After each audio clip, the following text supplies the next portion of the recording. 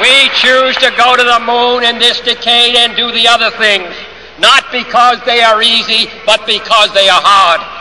When President Kennedy made this speech in 1961, little did he know we were already there. At that time, there was already a lunar base on the moon consisting of a joint alien, American, and Soviet Union base of 36,000 people, all of which were Aryan by birth. This massive facility located under the Jules Verne crater was operated by a group within the NSA known as Blue Moon. Then on May 22, 1962, a secret space probe landed on Mars which confirmed life could be supported. Soon after, a colony of over 500,000 occupants was constructed below the Martian surface. But how this all began takes us back to 1917 when members of the German Thule secret society channeled messages from extraterrestrials in the Aldebaran system. They received instructions on how to build a device which would harness the power of the Vril, or the Black Sun. These secret teachings spawned the Black Sun Secret Society, the Vril Secret Society, the SS, and ultimately the Third Reich. These occultists understood how to harness the energy of the Black Sun. According to Sumerian occultism, the sun illuminates the exterior, but the Black Sun is an invisible beam of light which illuminates the soul of man, which is the divine light. They all understood the coming of the golden age of humanity was at hand, and the changeover from the age of Pisces to the age of Aquarius. When Adolf Hitler learned of these secret teachings, he realized the world would have to change to make way for the new age. His version of a Third Reich drawed on leaders from these secret societies with their emblem being the Black Sun.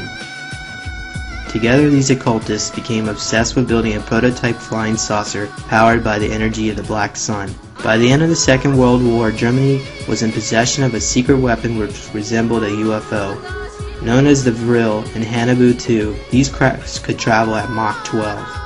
When rumors of these technologies began leaking out of Germany, the Allied forces became worried. According to Vladimir Turisky, the Bulgarian-born engineer and physicist, these crafts would launch from a secret base in Antarctica and then would travel to a small lunar outpost on the moon. But even more incredible, he revealed that the Nazis landed on Mars in mid-January 1946 after an 8 months of heavy flight with a basically volunteer suicide crew of Germans and Japanese and a giant 230-foot diameter dreadnought, again running on free energy, basically the Hans Kohler converters of gravity energy into the electromagnetic energy of the flight. After the war, Alan Dulles, Wild Bill Donovan, and George H. Bush was busy locating these Nazi scientists to implant within the U.S. military-industrial complex. This was known as Project Paperclip in Odessa. Once firmly implanted, they continued their secret experiments under the watchful eye of the American military. In 1947, with the crash of Roswell in New Mexico, President Truman created a secret study group to investigate the alien presence. This eventually became known as Majority 12, not Majestic 12 as the Hope documents analyzed by Stanton Friedman suggest. In 1954, President Dwight Eisenhower consulted with his friend Nelson Rockefeller about how to deal with the alien issue. Rockefeller suggested he set up a think tank to investigate the issue. Bypassing Congress, President Dwight Eisenhower issued the secret Executive Memorandum NSC 5401/1, which contents remain classified under the National Security Act. These think tanks brought together the most brilliant minds. It was literally a who's who of scientists and elites representing members of the Executive Council of the Bilderberg Group and the Council of Foreign Relations. This decision was the worst mistake of Eisenhower's presidency, and on his farewell address he issued his final warning to the American public. In the councils of government, we must guard against the acquisition of unwarranted influence, whether sought or unsought, by the military-industrial complex. The potential for the disastrous rise of misplaced power exists and will persist. MJ-12 determined that humanity was not ready to accept the alien presence.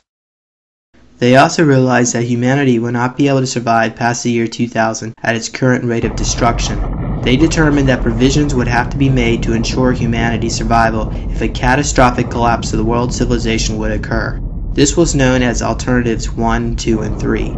Alternative 1 would relieve global warming by detonating nuclear bombs in the stratosphere. Alternative 2 would build vast underground networks of cities and tunnels. Alternative 3 would colonize other worlds. MJ-12 ultimately decided to build underground shelters and pursue the colonization of other worlds. In 1954, under Project Sigma, the National Security Agency made first contact with the gray alien extraterrestrials. Soon after, the Greada Treaty was signed, which would allow the United States government to trade technology with the ETs and to backward engineer an underground bases. In exchange, the ETs would be allowed to abduct people in a limited manner. MJ-12 knew funding of such a large and expensive facilities would require enormous funding. To prevent any congressional oversight, MJ-12 determined a secret source of funding would be required. At first, money was channeled from the national budget. When this wasn't sufficient enough funding, MJ-12 recruited the young George H. Bush from Zapata Oil Company to smuggle in cocaine and heroin for the CIA. Today, the CIA brings in over $2.5 trillion annually for the black budget. In 1963, when Kennedy first learned of the alien president's drug trafficking problem, he gave an ultimatum to MJ-12. If they did not cease and tell the American public the truth, heads would soon roll. Kennedy planned to inform the American people within the following year and ordered them to implement his decision by then. Because Kennedy was not a member of CFR, nor did he have knowledge of alternatives 1, 2, or 3, his decision struck fear in those in charge. So the policy committee of MJ-12 made a decision to have Kennedy assassinated. Kennedy was murdered by the Secret Service and MJ-12 agent who drove his limo. All those who witnessed William Greer shoot Kennedy were murdered within 2 years of the event. Only Jackie Kennedy was spared through fear and intimidation. The truth is, the Warren Commission was a farce, and most members were also CFR members. Ladies and gentlemen, the very word secrecy is repugnant in a free and open society, and we are, as a people, inherently and historically opposed to secret societies, to secret oaths, and to secret proceedings. For we are opposed around the world by a monolithic and ruthless conspiracy that relies primarily on covert means for expanding its sphere of influence, on infiltration instead of invasion, on subversion instead of elections, on intimidation instead of free choice. It is a system which has conscripted vast human and material resources into the building of a tightly knit, highly efficient machine that combines military, diplomatic, intelligence, economic, scientific, and political operations. Its preparations are concealed, not published. Its mistakes are buried, not headlined. Its dissenters are silenced, not praised. No expenditure is questioned, no secret is revealed. That is why the Athenian lawmaker Solon decreed it a crime for any citizen to shrink from controversy. I am asking your help in the tremendous task of informing and alerting the American people, confident that with your help, man will be what he was born to be, free and independent.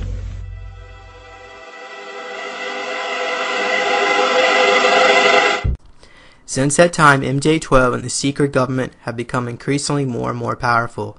America was given a space program, but NASA was for public relations only. The real space program was still being operated covertly by the military. Then in 1972, the secret space program was reorganized under the CIA and is known as CSS, or the U.S. Central Security Service.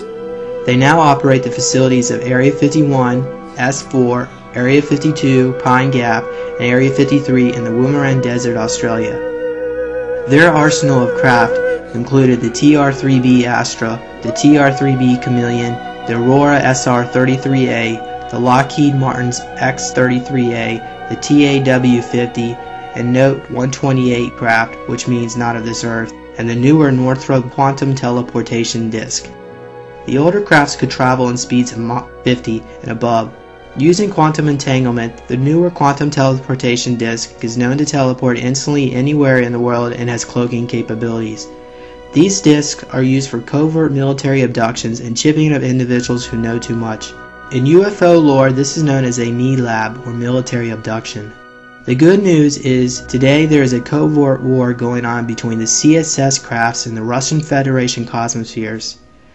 In addition to that, the Galactic Federation of Light is also working to contain and neutralize the problem. Soon the Khazarian Zionist Bolshevik plot to create a new world order will be no more.